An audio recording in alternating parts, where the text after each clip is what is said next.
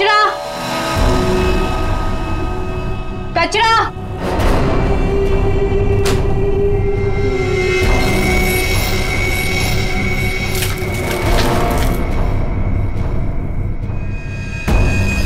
इसको सही जगह फेंकना और संभाल के देना, कोई देखे नहीं। आप चिंता मत कीजिए, मैं सब संभालूंगी।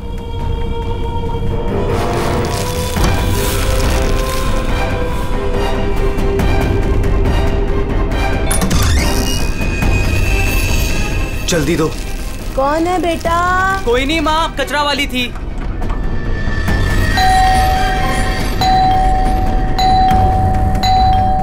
अरे कौन है? कचरा।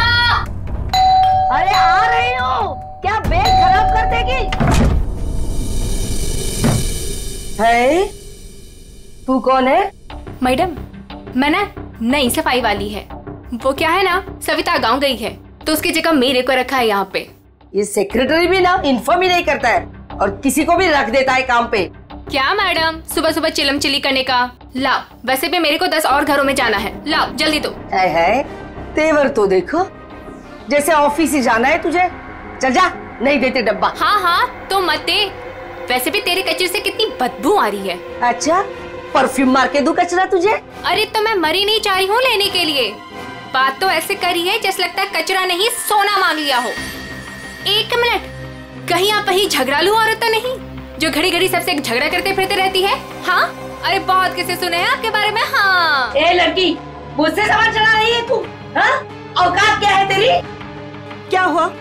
सुबह सुबह ये चिल्लम चिल्ली क्या चल रही है? देखो ना मैडम, मैं ना नई सफाई वाली कचरा लेने के लिए आई थी। वो सविता ना गाँव गई है, उसकी जगह मेरे को रखा है यहाँ पर। मैडम से कचरा क्या मांग लिया? ऐसा लग रहा है कि इसका कचरा बेच करके कोई सोने का महल बना लेगी मैं। बाबा रे बाबा, कितना झगड़ा करती है ये। ओह, तो इसमें कौन सी नई बात है? सबके साथ झगड़ा करना इनकी पुरानी आदत है। आ गई होशियारी झाड़ने। ए सुन, हमारे फटे में टाउन बताना। Mind your own business. चल, देख रहे हो ना कैसे झगड़ा कर रही है ये। वाह वाह, बड़ी आई। Mind your own business. पहले अपने माइंड का इलाज करा। सबके नाक में दम करके रखा है अपने रोज के झगड़ों की वजह से। भाभी जी please, I am sorry, I am really sorry. आप अंदर जाइए। शोभा, अंदर जाओ।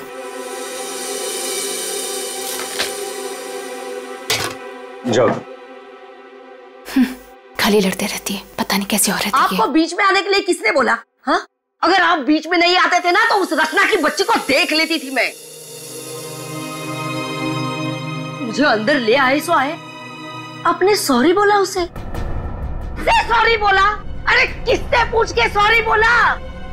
हमेशा से गलत काम करते हो, हमेशा से गलत काम करते रहते हो। हाँ हाँ हाँ, सब हमारी गलती है, हमारी गलती है सब। लोग हमसे बात नहीं करते, लोग हमें देख करके दूर भाग जाते हैं, कोई हमें अपने घर में नहीं बुलाते, सब हमारी गलती है। शोभा प्लीज देखो, शोभा इस तरह से बात बात पे लोगों के साथ झगड़ा करना बंद कर दो।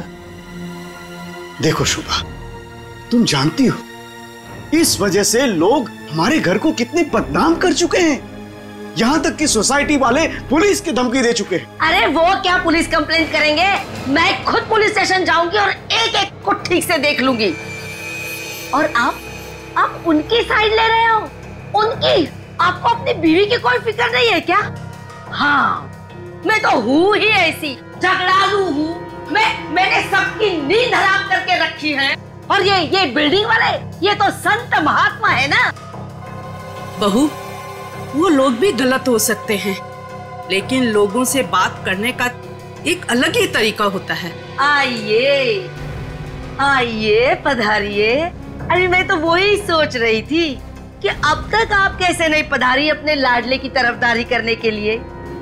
देखिए माँ जी, एक तो वैसे भी इन्होंने आपको मेरे मत्थे मड़ा है, वो भी मुझसे पूछे बिना। मेहमान बनकर आई हो तो मेहमान बनकर रहो घर में। शोभा, माँ से इस तरह से बात नहीं किया करते। तो आप कहो ना अपनी माँ से कि मुझसे बात ही ना करे। अरे पूरा दिन इनकी सेवा करती रहती हूँ, फिर भी ये सब सुनना पड़ता है। बस मॉम बस, सुबह सुबह दिमाग खराब करके रख दिया है। और अब दादी और डैड से कैसे बात कर रहे हो? क्या ये घर दादी का नहीं है? चुप कर, बदतमीज लड़की। बड़ों के बीच में बात करने से अच्छा है कि तुम अपनी पढ़ाई करो। पर तुम कहाँ पढ़ाई करती हो? पूरा दिन इस मोबाइल और लैपटॉप में घुसी रहती हो। ये किसकी फोटो है? कौन है ये लड़का? तेरा बॉयफ्रेंड तो नहीं है? मॉम, जैसे अभी आपने बताया ना कि मैं आपके मामले में इंटरफेयर ना करूं, वैसे आप मेरे मामले भी में इंटरफेयर ना करें तो अच्छा होगा। बदतमीज लड़की, मुझसे जबान लड़ा रही है तू? बड़ों से बात करने का तमीज नहीं है तुझे?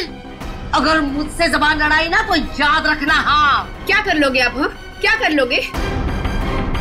जैसे भैया को इस घर से निकाल दिया वैसे मुझे भी निकाल दोगे? हाँ? माँ, शोभा, बस बहुत हो गया। ऐसे किसी जवान लड़की से बर्ताव नहीं किया जाता। माँ, तुम्हें मंदिर जाने में देर हो रहा है ना? चलो मैं तुम्हें मंदिर छोड़ देता हूँ। काव्या, तुम्हें कॉलेज जाना है ना? चलो मैं तुम्हें ड्रॉप करता हूँ। चलो जल्दी चलो। तुझे तो मैं देख ही लूंगी। बहुत बदतमीज होने लगी है आजकल।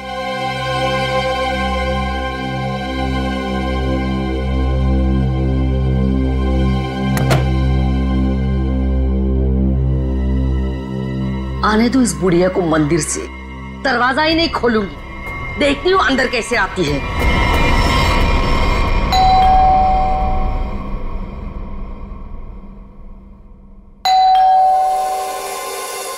शोभा, दरवाजा क्यों नहीं खोल रही हो?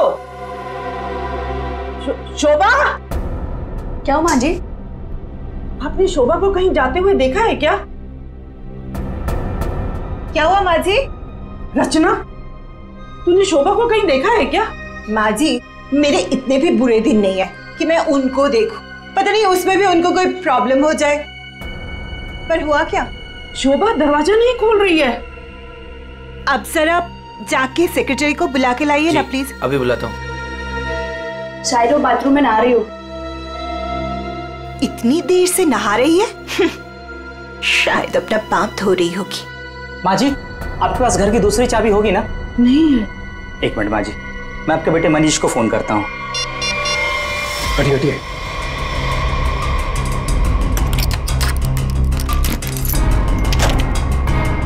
माँ, दरवाजा अंदर से बंद है। अंदर से कैसे बंद है?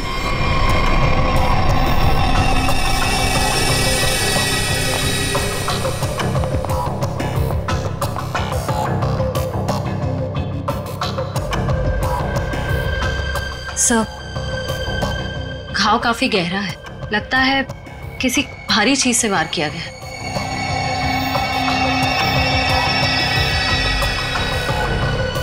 सर, हो सकता है कोई एक्सीडेंट। इनका पैर फिसला और किसी चीज से टकरा के गिर गई। हाँ, एक्सीडेंट हो सकता है। एक काम करो, घर में जितना सारा फर्नीचर है चेक करो, उसके कॉर्नर चेक करो फर्नीचर के, और फिर देखो कहीं पर नुकीली चीज है क्या। शायद उससे टकराई हो। सर,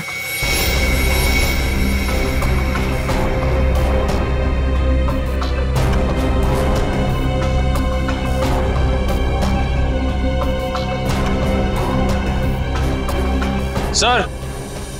हाँ निखिल। सर, टूटा हुआ बांस और सर इस पे खून भी लगा हुआ है।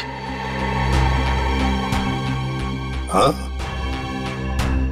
लगता है खूनी ने ये बांस बेचारी शोभा के सिर के पीछे मारा है इससे जोर से, और फिर शायद शोभा अपनी जान बचाते बचाते यहाँ से बाहर गई, गिर गई और फिर दम तोड़ दिया होगा। लेकिन सर, दरवाजा तो अंदर से बंद था, कुंडी लगी हुई थी, तो फिर खूनी घर से बाहर गया कैसे होगा? सर, हो सकता है बालकनी से चला गया। नहीं निखिल, इतनी ऊंचाई से कोई बाहर जा ही नहीं सकता है। सर, घर के बाहर सीसीटीवी कैमरा लगा हुआ है। बस तो फिर वो सीसीटीवी कैमरा का फुटेज और लॉबी के सीसीटीवी कैमरा का फुटेज सब देख लेते हैं।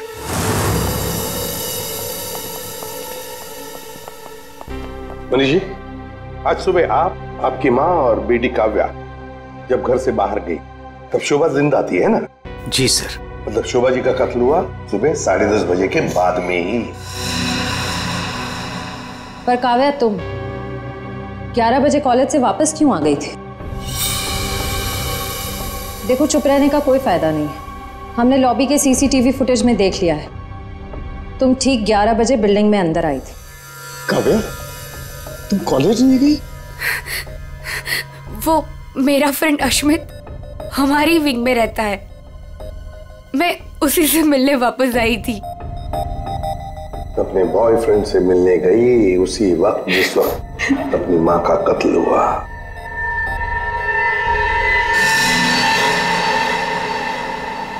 तुम कौन हो? मैं रितेश। रितेश आपका बेटा? जी सर। पर तुम तो घर छोड़कर चले गए थे। जी वो मैं घर छोड़कर नहीं गया था, मुझे इनकी पत्नी ने घर से निकाल दिया था।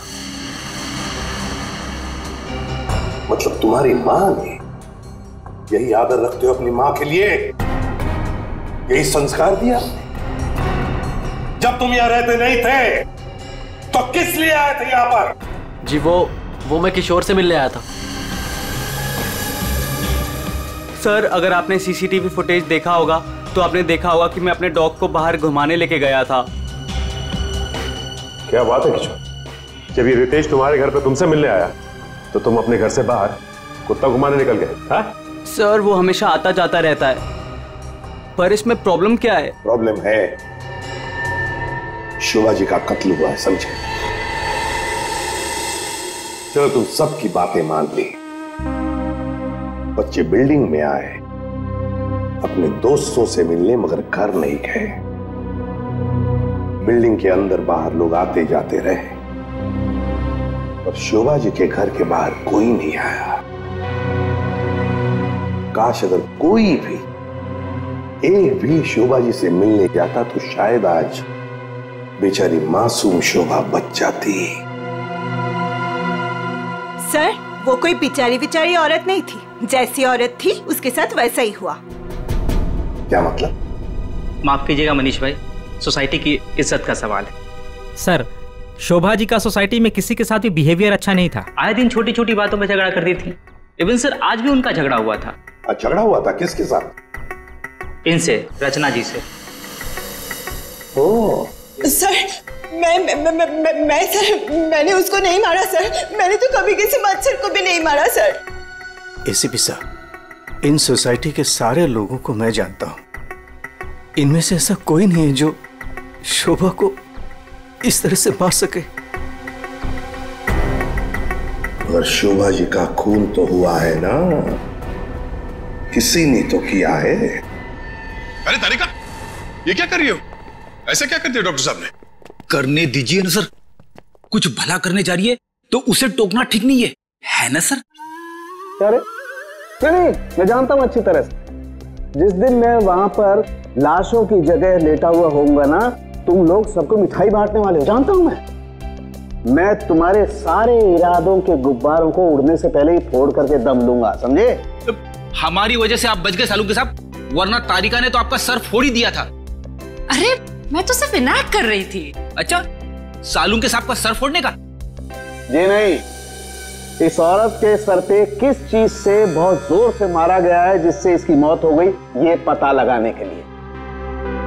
देख सालुंखे, किस चीज से मारा ये तो हमें पता है, यही मर्डर वेपन है। हाँ, इस पे तो हमें इनका खून भी मिला था जो उस वक्त तक सूखा भी नहीं था। ये लो, बहुत बढ़िया। हाँ? जो भी वहां पर मिला उस पर भरोसा करके आगे सीधे आना। कमाल है, बिना अपना दिमाग लड़ाए। तारिका कई बार मैं सोचता हूँ अगर हम नहीं होते तो इन लोगों का बेचारों का होता क्या है? ये बात हमें क्राइम सीन पर मिला है। अगर इससे नहीं मारा गया तो फिर इस पर खून कहां से आ गया? क्या अपने आप छल के आ गया है? ये मैं नहीं जानता हूँ, लेकिन हाँ ये मैं जरूर जानता हूँ कि ये मर्डर वेपन नहीं।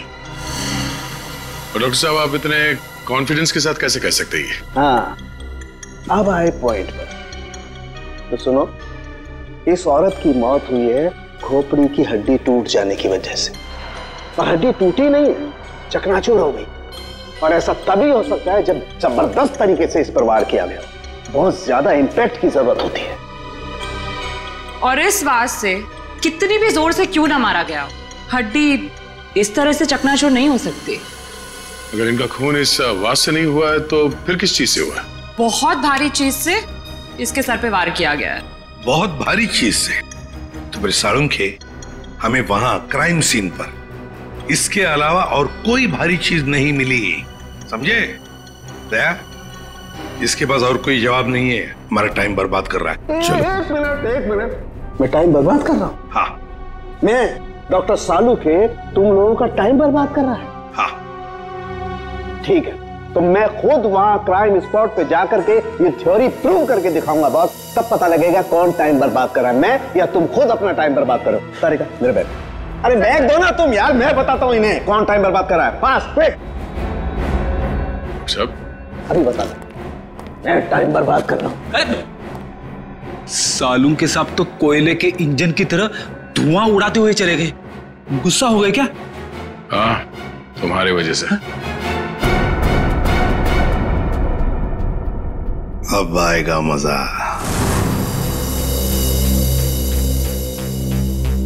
सब कुछ ढूंढ लिया, आप क्या ढूंढेंगे? अपना सर ढूंढो। कहा था ना यार तुमसे, कोई भारी चीज से मारा गया तो भारी चीज ढूंढो ना प्लीज। साहब क्या लगता है, इससे मारा होगा? सर क्या इससे मारा होगा? नहीं, इससे नहीं हो सकता। सर ये देखिए सर, काफी भारी है सर, इससे मारा होगा। सर पे मार के देखो, अगर सर खुल जाएगा तो मान लो। आपके सर पे कैसे मार? शट अप यार, सालू की क्यों टाइम बर्बाद कर रहा है हमारा तू? बॉस प्लीज मुझे ढूंढने दो। मैं एक काम करो, आप लोग बैठो, मैं जरा ढूंढता हूँ प्लीज।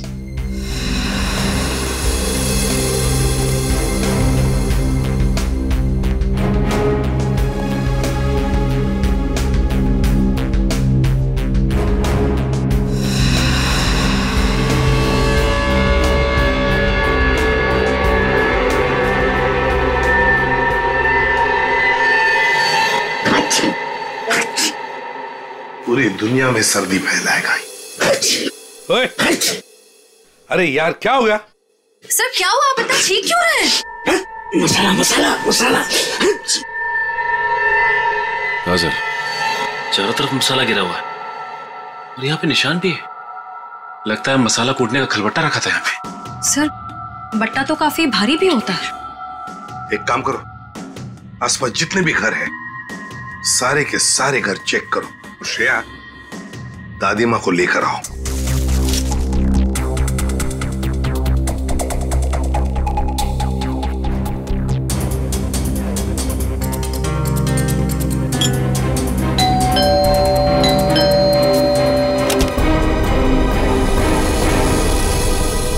आप लोग? हमें आपके घर की तलाशी लेनी है। लेकिन खून तो वहां हुआ है, आपको यहाँ क्या मिलेगा? देखिए, आपकी बिल्डिंग में खून हुआ है। क्या आप चाहती हैं कि एक और खून हो जाए? प्लीज हमें अपना काम करने दीजिए। ओके, आइए।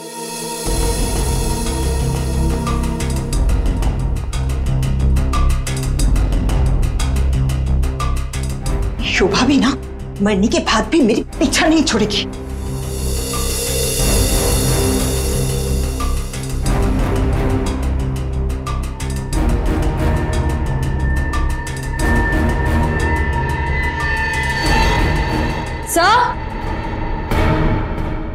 श्रेया, सर ये देखिए। सर ये तो हमारी है। नहीं नहीं, ये तो हमारा है। आंटी जी को कोई गलतफहमी हो रहा है। सर इसके नीचे शोभा का नाम लिखा हुआ है।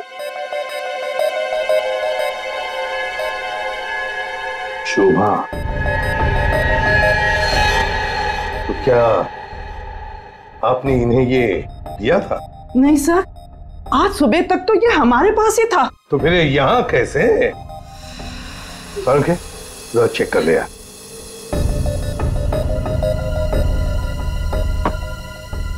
वो क्या है ना सर, मैंने गुल्लू के पापा को छोले खिलाने का वादा किया था। शोभा जी तो मर ही गई थी, वो इससे क्या करती, इसलिए मैं ये लेके चली आई। मैंने कोई खून नहीं किया सर, मैं सच बोल रही हूँ सर, मैंने कोई खून नहीं किया। बॉस, इन पर तो कहीं भी खून के ट्रेसेस नहीं। खून का निशान नहीं?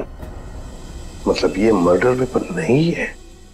मुझे लगता है शोभा ही हमें बताएगी कि उसका खून कैसे हुआ है और किसने किया।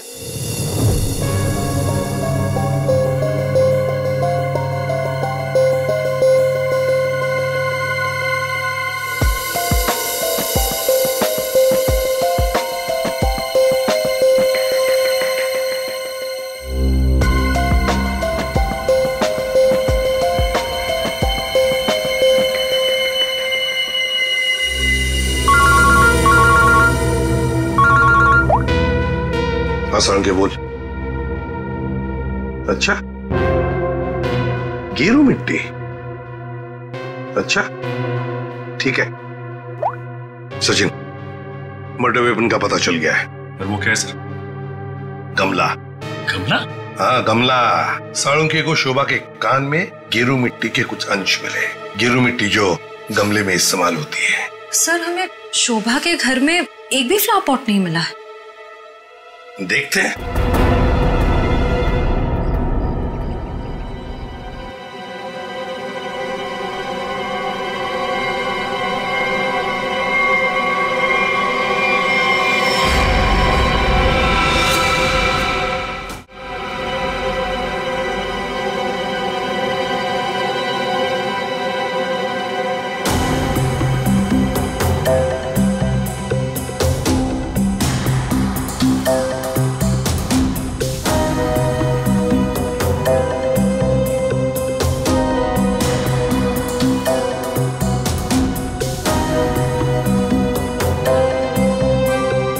गमला यहीं पर गिरा है।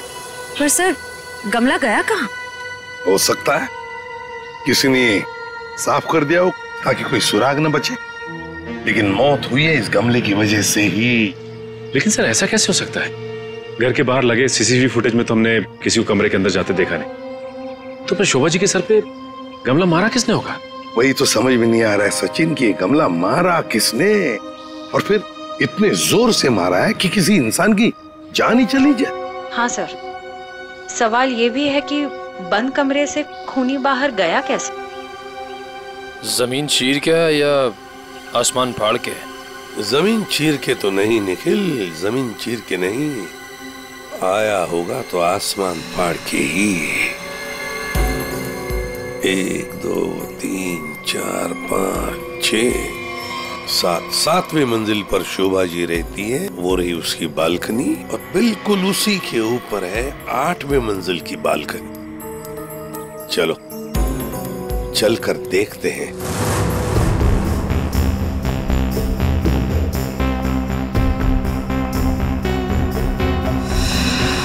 सर। हाँ श्रेया। सर ये देखिए, स्टैंड जैसा कुछ है। स्टैंड जैसा तो है।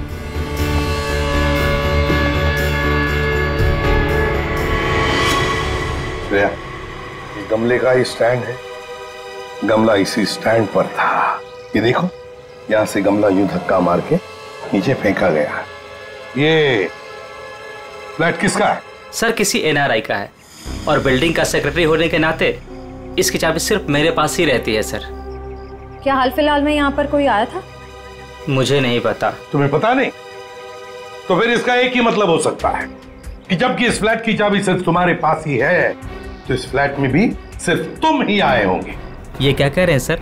मेरे कहने का मतलब है कि फ्लैट की चाबी उन्होंने मुझे दी थी। क्या है सर कि सारे एम्प्टी फ्लैट की चाबी ऑफिस के ड्रॉअर में होती है। एजेंट लोग सर कभी भी आते जाते रहते हैं, तो सर मैं 24 घंटे उनके लिए घर पे थोड़ी ना रहूंगा सर। ये खाली फ्लैट्स की चाबियां ऑफिस में रहती है, ये बात सबको पता है? हाँ, हमारे सारे रेजिडेंट्स और सारे कमिटी मेंबर्स को ये बात पता है। हमारे अलावा कोई भी कभी भी ऑफिस जाकर चाबी ले सकता है। वाह, देखा कितने अच्छे सेक्रेटरी है ये सोसाइटी के, जबकि सारी जिम्मेदारी तुम्हारे ऊपर है। फ्लैट के अंदर कोई भी घुस सकता है, कुछ भी कर सकता है। यहाँ तो एक खून हुआ है, खून, समझे? और ये जिम्मेदारी सिर्फ तुम्हारी है। सर खून तो शोभा जी के फ्लैट में हुआ है सर, इससे इस फ्लैट का क्या कनेक्शन हो सकता है सर? जाइए आप, जाइए नीचे और सबको इकट्ठा कीजिए, सारे रेसिडेंट्स को कंपाउंड में। जाइए जल्दी। जी सचिन, ये देखो, हम हैं 8वें मंजिल की बालकनी पर और शोभा जी रहती थी 7वें मंजिल पे। जब शोभा जी वहां अपनी बालकनी से बाहर झुकी होगी किसी काम की वजह से, तब 8वें मंजिल के मतलब यहां से वो गमला शोभा जी के सिर पर मारा गया, ठाम करके ऐसे।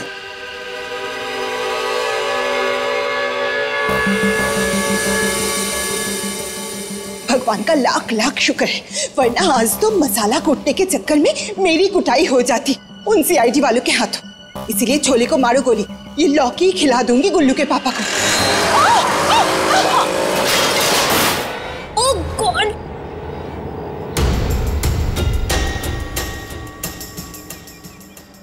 ये क्या किया? आज तो शायद लॉ के भी नसीब में नहीं है। एक्सक्यूज मी, हाँ गलती आपकी है। एक तो आप मेरे बीचों बीच आ गई, उल्टा आप मुझे सुना रही हैं।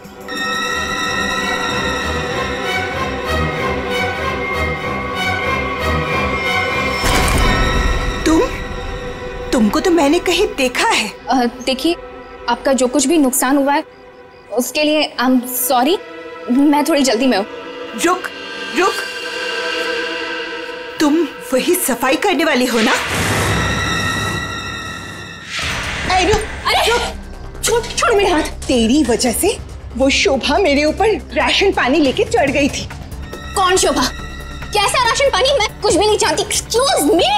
अरे स्क्वीज तो तेरी आज मैं करूंगी। तेरे जाने के बाद ही शोभा का कत्ल हुआ था। क्या? चल मेरे साथ सीआईडी के पास चल। चल चल। हमें उस चीज का पता चल गया है जिससे शोभा जी का खून हुआ है। एसीपी साहब, क्या आप मुझे बता सकते हैं वो कौन सी चीज है जिससे मेरी पत्नी का खून हुआ? Flower pot.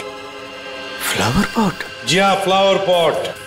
बिल्डिंग के 8वें मंजिल पर जो फ्लैट बंद पड़ा है उसके बालकनी के ऊपर रखा गया था ये फ्लावर पॉट और ऊपर से शोभा जी के सिर पर मारा गया। Flower pot. किसने किया ये सब? मुझे नाम बताइए जिसने मेरे परिवार को हमसे छीन लिया। बताइए एसीपी साहब, कौन है वो? ये तो कहना पड़ेगा कि बड़ा चालाक खूनी है ये। बहुत अच्छी तरह से प्लानिंग की थी, लेकिन भूल गया कि कोई भी कातिल कितना भी चाहे चालाक क्यों ना हो, कोई ना कोई गलती तो कर ही जाता है। जानना चाहते हो कौन है वो खूनी? आप में से ही कोई है, आप में से। ये सफाई करने वाली है। आज सुबह जब शोभा का खून हुआ था उससे पहले मैंने इसको बात करते हुए देखा था। अभी भेस बदलकर भाग रही थी। देखिए, मुझे नहीं पता कि ये औरत कब से क्या बकवास किए जा रही है। मैं तो यहाँ पर पहली बार आई हूँ। मेरा हाथ छोड़ो ना। मैं सच बोल रही हूँ, मैंने इससे झगड़ा करते हुए देखा था। मुझे तो लगता है यही खूनी है सर। क्या बकवास किए जा रही हो तुम? हम पता लगा लेंगे। जरा देखिए इस लड़की को और बताइए, क्या आप में से किसी ने इसको देखा है आज सुबह? हाँ सर, मैंने देखा इस लड़की को। सर, ये वही लड़की है जो आज सुबह में शोभा जी के साथ लड़ रही थी। रुक, कहाँ भाग रही है?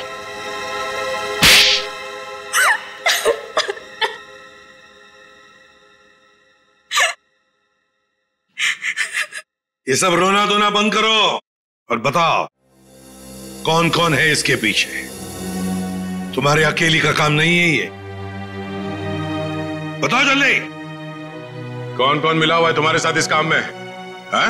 क्यों खून किया शोभा का? खून? नहीं नहीं सर, मैंने कोई खून नहीं किया। मुझे कुछ नहीं पता, मैं सच कह रही हूँ। जमाना बड़ा बदल गया है सर। इतनी महंगी घड़ी और ब्रांडेड चप्पलें पहन के घूम रही है। यहाँ तो सीआईडी में ईमानदारी से काम करने के बाद पिछले 5 साल में ये वाले जूते पहन पाया हूं मैं। हाँ, सच कह रहे हो फ्रेडी। लेकिन ये है ना, मुखौटा पहनी है सफाई कामगार का, है तो कोई और ही। पूर्वी, ऐसे नहीं बताइए। हाँ बोल नहीं, प्लीज प्लीज मैम, मुझे मत मारिए। मैं बताती हूँ, मैं सब सच बताती हूँ। दरअसल मेरे पास एक फोन कॉल आया था। कौन लोग थे मुझे नहीं पता, लेकिन वो लोग शोभा से बदला लेना चाहते थे। बदला कैसे लेना है वो सारे इंस्ट्रक्शन मुझे फोन पर बता दिए गए थे। मैंने बस उसे फॉलो किया था और कुछ नहीं किया था, खून नहीं किया था सर। एक अनजान आदमी ने तुम्हें फोन कॉल किया और तुम उसकी मदद करने के लिए तैयार हो गई? हाँ सर। ऐसी क्या दुश्मनी थी तुम्हारी शोभा से? सर, शोभा अच्छी औरत नहीं थी। वो बहुत ही घमंडी और झगड़ारू किस्म की औरत थी। समय एक स्टोर में सेल्स गर्ल का काम किया करती थी। मेरे स्टोर में आई वो एक दिन, नेल पेंट दिखाने के लिए कहा। नेल पेंट का ढक्कन जब मैं खोल रही थी तो सर गलती से वो नेल पेंट की कुछ बूंदें उसके साड़ी के पल्लू पे गिर गई थी सर। उसके बाद उसने जो हंगामा खड़ा किया मैंने उससे माफी मांगी, मिन्नती की कि प्लीज मुझे माफ कर दीजिए, लेकिन उसने मेरी एक बात भी नहीं मानी। मैनेजर के पास चली गई सर। मैनेजर ने मुझे नौकरी से बाहर निकाल दिया। 2 महीने तक मुझे कहीं कोई नौकरी नहीं मिली। घर का किराया तो दूर, खाने तक को मेरे पास पैसे नहीं थे। मकान मालिक मेरे सिर पर चढ़ करके मुझे परेशान करने लगा, कहा कि निकलो मेरे घर से। सर, उसने मेरी पूरी जिंदगी तबाह कर दी। फिर मैंने ठान लिया था कि उस शोभा से मैं बदला जरूर लूंगी। इसलिए तुमने कानून को अपने हाथ में लेने का फैसला किया है? सर, मैं मानती हूँ कि मुझसे बहुत बड़ी गलती हो गई। प्लीज आप लोग मुझे माफ कर दीजिए, प्लीज। ये लो, सब कुछ मान लिया तो माफी मिल गई? ऐसे लगता है तुम्हें? है? तुम्हारी सजा हम कम कर सकते हैं, मगर एक शर्त पर। हाँ सर, मुझे आप लोगों की सारी शर्त मंजूर है। बताइए मुझे क्या करना होगा। तो ये बताओ कि फोन पे एग्जैक्टली क्या इंस्ट्रक्शन दिए गए थे तुम्हें? मुझे बस वो फ्लावर पॉट गिरने के बाद उसे साफ करने के लिए कहा गया था। वो फ्लावर पॉट जैसे बालकनी से शोभा के सर से टकराकर नीचे गिरा तो मेरे पास उसे झट से साफ करके वहां से मैं निकल गई। बस यही किया था मैंने। वो फ्लावर पॉट किसने फेंका था? Flower pot? नहीं, किसी ने फेंका नहीं था। किसी ने नहीं फेंका? ये कैसे हो सकता है? कोई तो ऊपर था फेंकने वाला। नहीं सर, मैं सच कह रही हूँ, वहाँ पर कोई नहीं था। वो फ्लावर पॉट अपने आप गिरा था। कौन था ऊपर? यकीन कीजिए, मैं क्यों झूठ बोलूंगी आप लोगों से।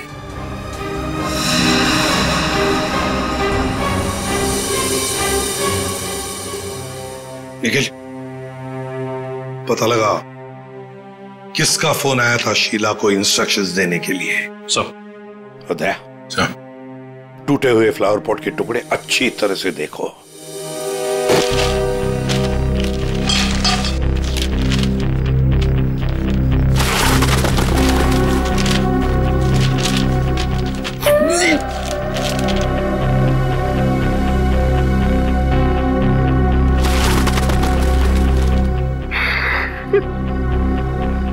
सीआईडी पे इतने साल काम करके यही इज्जत मिली। क्या हुआ पंकज सर? कोई इज्जत चाहिए आपको? नहीं, वो सर, इसमें सिर्फ सड़ा हुआ कचरा है सर, और कुछ भी नहीं है सर। यहाँ पे थोड़ी देर और खड़ा रहा तो मैं बदबू के मारे शहीद हो जाऊंगा सर। कुछ नहीं होगा तुम्हें, काम पे ध्यान दो।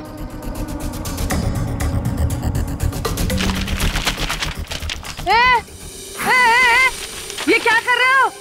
ये मेरा इलाका है, यहाँ मैं किसी और को कब्जा जमाने नहीं दूंगी। अरे कौन कब्जा करना चाहता है?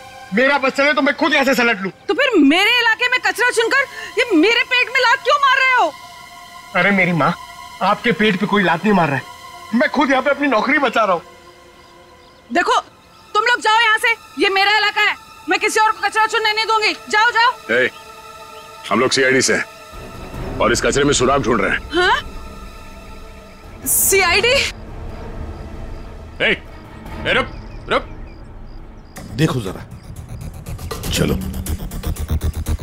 सर, आप सर पे पैर रख के भाग गई सर। आपको थोड़ा सॉफ्ट रहना चाहिए, आपको देख के डर के भाग गई। सर वो टाइम नहीं ना, वो कचरा।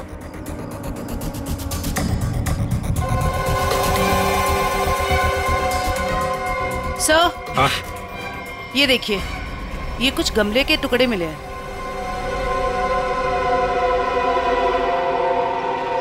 अच्छा, खून लगा हुआ है। हाँ दया, लगता है ये वही फ्लावर प्लॉट है जिससे खून हुआ है। अब ये खून शोभा का है या नहीं, ये तो फोरेंसिक लैब से ही पता चल जाएगा। लेकिन और भी तो कुछ होना चाहिए यहाँ पर, और कुछ होना चाहिए। देखो जरा, अच्छी तरह से देखो दोबारा। सर बाकी तो हमने हर जगह देख लिया सर, और ऐसा कुछ मिला नहीं। जो देखो तो सही। इधर यहाँ। मैंने कुछ नहीं किया साहब, मैं निर्दोष हूँ साहब, मैं निर्दोष हूँ। कुछ नहीं किया तो हमें देखे भागी क्यों? वो साहब, बिरजू कह रहा था कि जब भी पुलिस वाले देखो ना तो अपनी जान बचाओ और भागो, पता नहीं फिर कब मुसीबत में फंस जाए। एक मिनट, देखो, किसी भी मुसीबत में नहीं फंसोगी तुम। इतना बताओ, क्या सुबह तुमने यहां से कुछ कचरा उठाया था? हाँ? घबराओ मत, उठाया था कचरा? हाँ, उठाया तो था, इस थैले में ही है। दिखाओ जरा। नहीं नहीं, मैं नहीं दूंगी, ये मेरी रोजी रोटी है साहब। अरे हमें उसका भजिया नहीं तलना है, हमें सिर्फ ये देखना है कि उसके अंदर क्या है। इधर दो।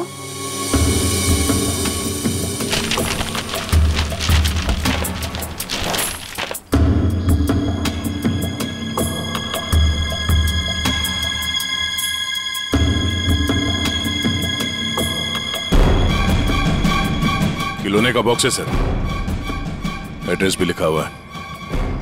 ओह, तो ये है खूनी।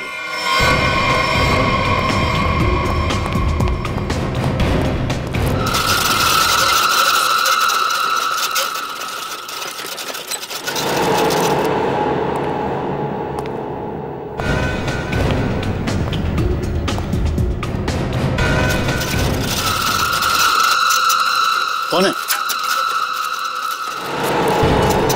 कौन है? अरे कौन है यहाँ? सामने आओ। कौन है?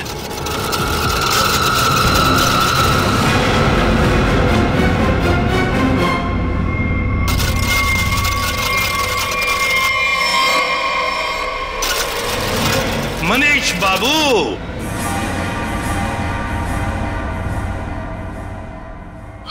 हाँ, खिलौनों के साथ बहुत खेल खेल लिए, अब ये तुम्हारा खेल खेलना खत्म।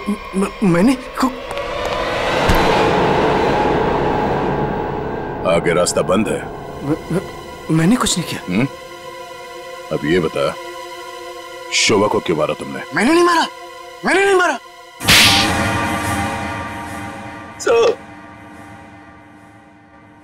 शोभा एक झगड़ालू औरत थी साहब, झगड़ालू औरत। हमेशा गालियां देती थी साहब, हर छोटी मोटी बात पे चिल्लाती थी, भद्दी भद्दी गालियां देती थी। आतंक था साहब उसका एक, हम सबको वो मेंटली टॉर्चर दे रही थी साहब, लेकिन फिर भी हम सबने सहा, हर बात को सहा साहब। जब तक ये बात घर के चार दीवारी तक थी तब तक तो ठीक था, लेकिन धीरे धीरे ये बात साहब घर के चार दीवारी से बाहर निकल के मोहल्ले तक फैल गया। आए दिन लोग पड़ोसी हमारे पास आते थे कंप्लेन लेकर के, शोभा ने किसी का झगड़ा किया, मारपीट किया। तंग आ चुके थे साहब हम लोग, तंग आ चुके थे। फिर भी हमने शोभा को समझाने की कोशिश की, मगर वो नहीं समझती थी, नहीं समझती थी साहब। हमने तो थक के छोड़ दिया था ये सोचना कि उसे समझाना रोकना हमारे लिए मुमकिन ही नहीं है साहब। बस सिर्फ इसी वजह से तुम लोगों ने उसकी जान ले ली?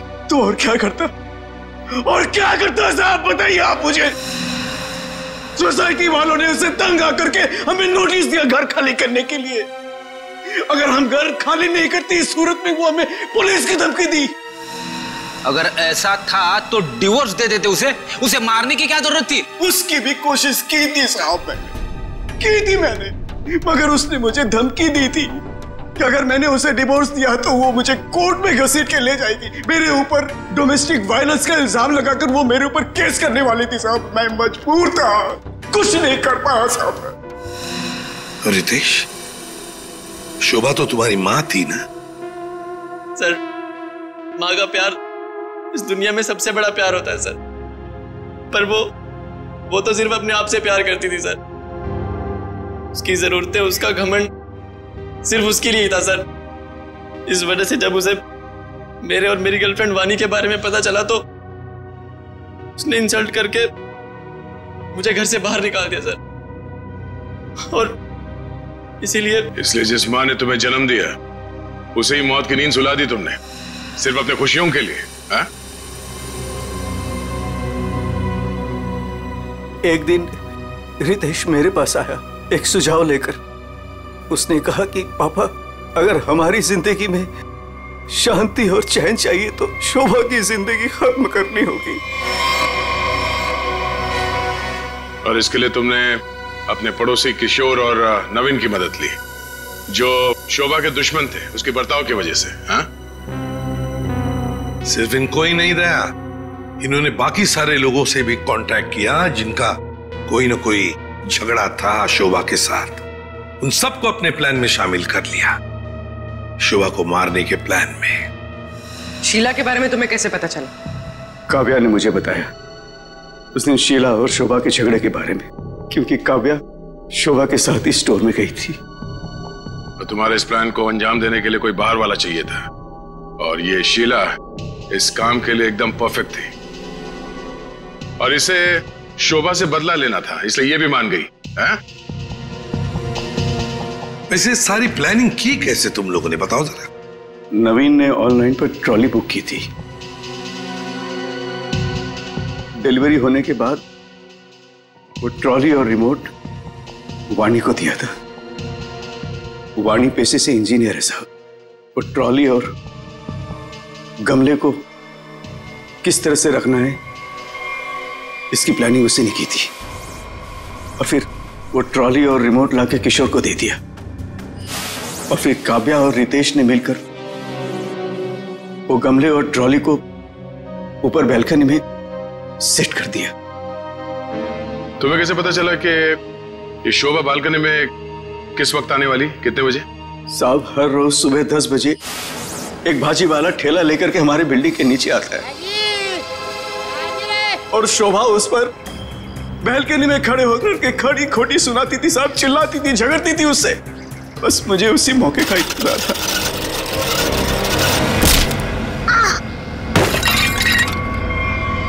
और फिर मैंने मां को फोन किया।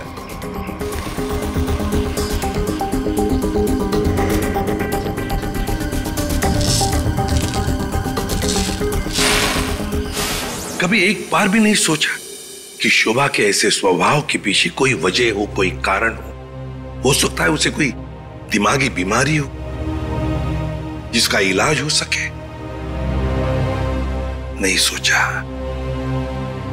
तुम सब ने सिर्फ अपने ही बारे में सोचा, तंग आ गए उसके स्वभाव से, इलाज नहीं किया उसका, बस जान ले ली उसकी। कानून तुम सबको कड़ी से कड़ी सजा देगा।